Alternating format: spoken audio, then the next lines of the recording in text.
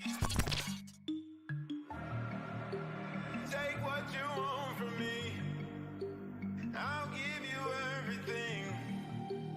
All that and more you'll see. Just stay right here with me. Love is not fiction, but this time the story's about a king and a queen will pretend to be with paper crowns.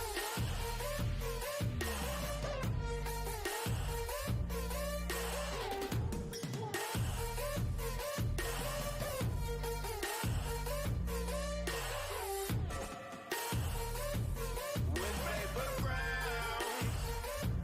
With paper crowns. With paper crowns. You don't wanna leave.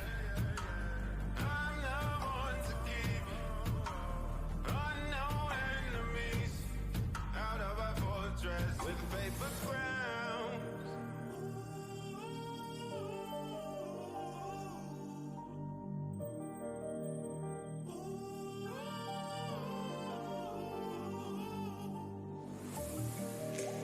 Take what you want from me. I'll give you everything. All that and more you'll see. Just stay right here with me. Love is not fiction, but this time the story's about a king and a queen will pretend to be with paper crowns. With paper crowns.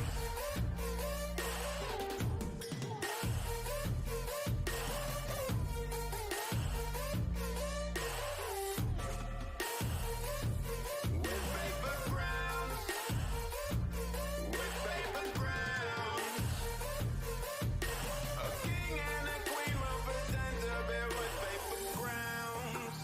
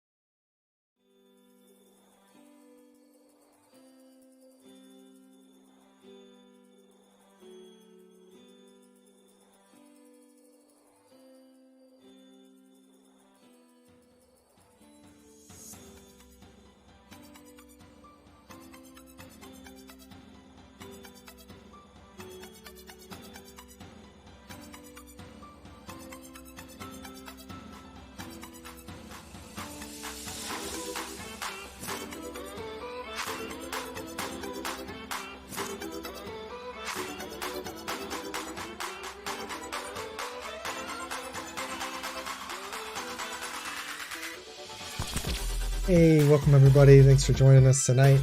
It's gonna be a quick one.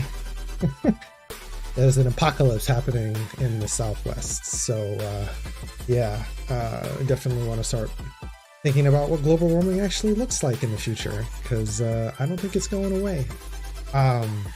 If you're unaware, there is some crazy weather going on in the Texas area, which is basically where my whole other half is. So they are battening down the hatches and trying to stay warm without any power. So seriously, I if you have some time and some energy, send your prayers, because there's some bad things happening in that area. Honestly, I feel for people that don't have a home, things like that. Hopefully they're taken care of, and there's organizations out there that are actually, doing good work, doing God's work to some degree. So yeah, that's kind of where we're at tonight. The anticipation really isn't going to be with anything big here. I'm gonna give a little updates on what's going on in the world, talk a little bit about what's coming up next week. Really excited about Outriders launching, so that's going to be super exciting. yeah, so we're gonna postpone what we were going to do tonight till Thursday, given that if the power comes back, I'll know more tomorrow, and then we'll actually get into some interesting topics around the how concept art is created at game development.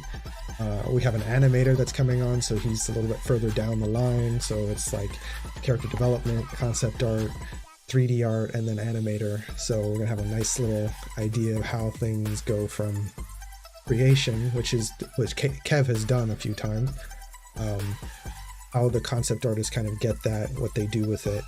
We don't have a 3D artist right now, but how that gets turned into an asset, and then how the animators, our boy John is going to really explain and dig into how they kind of go about creating how these characters move, because that's super important to the basically, what's the word I'm looking for? The immersion of the characters you're kind of playing. But yeah, I'm really excited about that opportunity. I'm really glad that they gave us the time. Max, the concept artist, is actually doing some of the work for Equitable Gamer. I'm really excited to show you guys what he's been working on. Pretty excited about that too. But yeah, I'm looking forward to speaking to them about their process, the work process, how they make decisions, how work comes down the line, and to some degree how their input is heard or utilized or ignored completely. Definitely looking to talk about their perspective. Max being a white male, and turn this down a bit, and John being, I believe, Vietnamese, South Asian descent.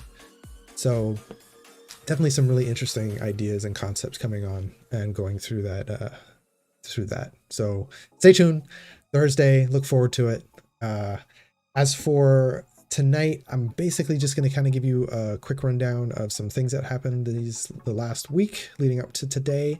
And as I said before, the stream channel will finally kick off with some gaming next week on Thursday with the Outriders demo release. So really looking forward to that. Really excited. Hope you all are going to join in on the fun. I'm looking forward to playing with y'all as well. So definitely get that. It is free, and I think it is forever. So as another point, if you're liking and enjoying the content so far, please like and subscribe. I'm going to actually start putting out some YouTube shorts, which are basically like TikTok almost, but basically I'm going to be doing detailed shorts on Outriders. So I think that should be kind of fun, because there's a lot of like 9-10 minute long videos that go in depth, which I'm probably going to end up doing as well. But I kind of want to give like these 15 second to 60-second like quick inserts of like what's going on, what should you look for, what the classes play like, things like that, so people can kind of like, should be fun. Hey Zombie Gamer, how you doing tonight? I don't know if you just joined us, but I just want to let you know that it's going to be a short stream tonight because of weather in the Southwest, basically Texas. All of my guests and my co-hosts are battening down the hatches and out of power, so they're kind of they're in a disaster, actually, to be quite honest, at the moment. So by all means, send your thoughts and prayers to them. They're going to have another really cold night without power. So we're going to postpone our conversation this evening to Thursday. We're going to see kind of how that goes. Hopefully we'll get power back. They'll get power back, and we'll be able to have this conversation I'm really looking forward to. So I'm basically just explaining what happened the last week. So I just wanted people to know Meg the Stallion, if you're familiar with her. She's a hip-hop artist. She collaborated with Cardi B for WAP, if you're not familiar. Very outspoken feminist. She's also a huge gamer. And the last week she actually went on Rooster Teeth, which is a big gaming platform, with Fiona from Rooster Teeth, and played Mortal Kombat. The really cool part about that is, given Meg the Stallion's platform and obviously ability to reach millions of people, they also brought on a professional Mortal Kombat pro. a woman, and she's black. So they amplified this black pro fighting game. I'm using the wrong language here. They brought on a black woman pro fighting game player, and she whooped Megan's butt, but sorry, not Megan, Meg the Stallion's butt, but it was definitely a fun watch. They talked about other stuff too. Meg the Stallion did cosplay for Mileena, which is pretty dope. It was just a really cool experience to kind of watch. Definitely go check that out. It was really, really fun to see. And it was just cool to see a bunch of black women just having a good time playing some games without really any worry. Of course there was some, stuff there was some bad eggs, I guess, in the chat, but that's just typical. The mods weren't doing as well as they could have, so you know how it is, but that's where we're at with that. So yeah, really cool. Meg the Stallion came on, showed us she likes the game, and then amplified a professional gamer that was a black female. Really, really cool way to amplify voice. Even though they're black, I'd like to see this happen more. Another thing, I've never had the opportunity to be big on the what is it? The D&D platform. I never had an opportunity to play D&D back in the Virgin Islands. I really wish I had. I never really got into it when I got to the States. But Jovenshire at YouTube is put together a puppet so basically you have people that are playing the characters and their puppets are acting out the scenes that they're creating, and it's called The Stuff of Legend, and it's on YouTube, and it's really good. It's absolutely fun, super hilarious, and a really cool way to see how D&D plays. So if you've ever been interested in seeing how D&D works and how it plays, this is a really fun way to do it. And it's like 30-minute clips, and they do it weekly, so it's an ongoing series. I think they just launched the 3rd episode today. I haven't seen it yet, but I'm looking forward to watching that in the next couple of days. Another cool news update: Jack Black, one of my favorite comedians, is going to be playing Claptrap from Borderlands in the live-action film. So that's kind of cool. I mean, he's like the perfect character. The director or the casting director or something, they knew it was going to be Jack Black as soon as they knew they were going to make the movie. It was like they knew, like, this is who I want. I don't want anybody else. This is who it has to be. So Jack Black is joining the cast with Cate Blanchet, I believe, is playing Lilith, and Kevin Hart is playing Roland, which is an interesting cast. I think it's going to be really interesting to see him as that character, given that he's not a particularly comedic character and he's a very serious role. So I think this is Kevin Hart's look to kind of pull himself out of typecast. So this should be very interesting. And then finally, Overwatch has made news again within the black community. Again, they've released a news about a character, given that it's Black History Month, in that they're releasing Sojourn in Overwatch 2. So Sojourn is one of the Overwatch captains. She is she was the leader of Overwatch, and we've known this since the beginning of Overwatch, since Overwatch 1, and they've not refused, but they've managed to not release her as a playable character even now, because they're waiting till Overwatch 2. The community is, I mean, this is, how do I explain this? I'm not all in on the, oh my god, this is terrible, what are you doing, blah, blah, blah, blah. I understand the frustration. There are no black females on the roster, and their roster is massive, right? They have a very diverse cast. We've talked about this ad nauseum, basically. Very diverse cast, but all the Americans are white. they have no diversity within the different cultures because they just basically stereotype them. And I didn't realize this till now, but there's literally no black women. And considering they make up a huge portion of the world population, it's a little bizarre. So the fact that they're releasing Sojourn is great, but why wait till Overwatch 2? And then they were like, well, we shouldn't have rushed this. We don't want to rush this out, blah, blah, blah.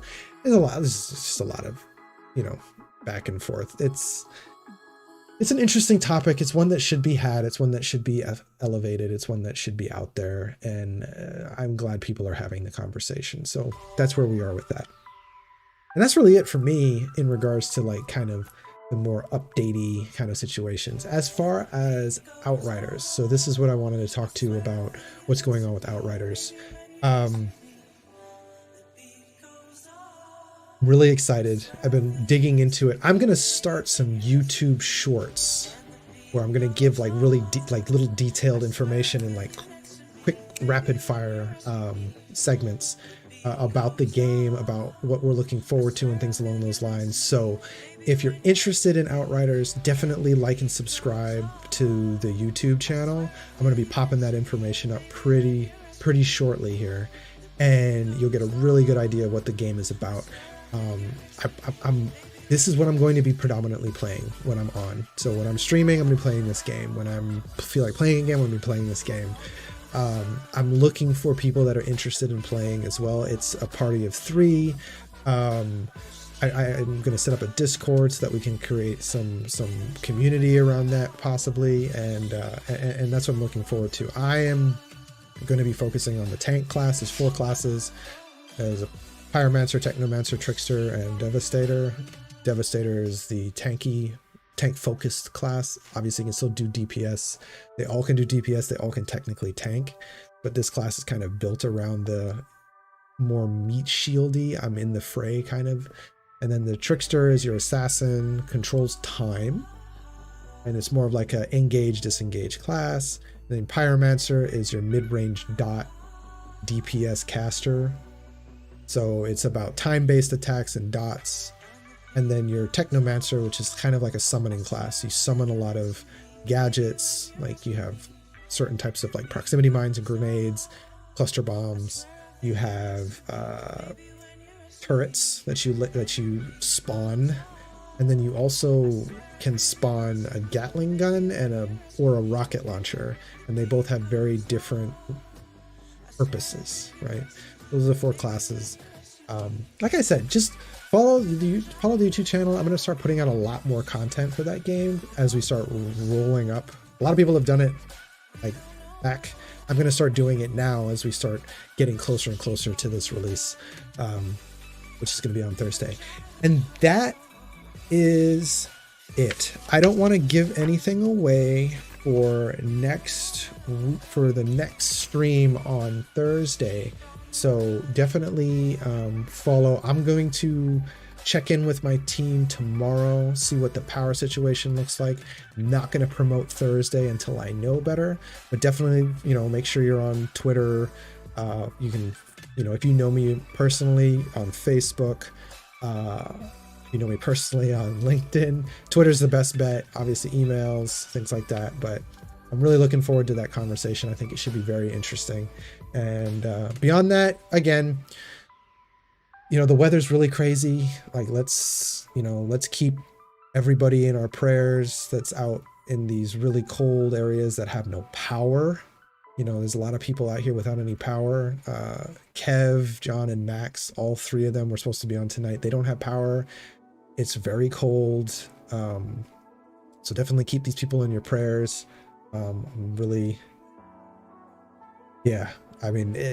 It's one thing to just be like, oh, okay, cool, you can't make it. It's like, no, it's a little concerning. So definitely thinking about them heavily. And yeah, beyond that, thank you for coming if you were able to make it tonight, or if you didn't catch my notice about the cancellation. And I look forward to seeing you all on Thursday. Have a great night. Talk to you all later.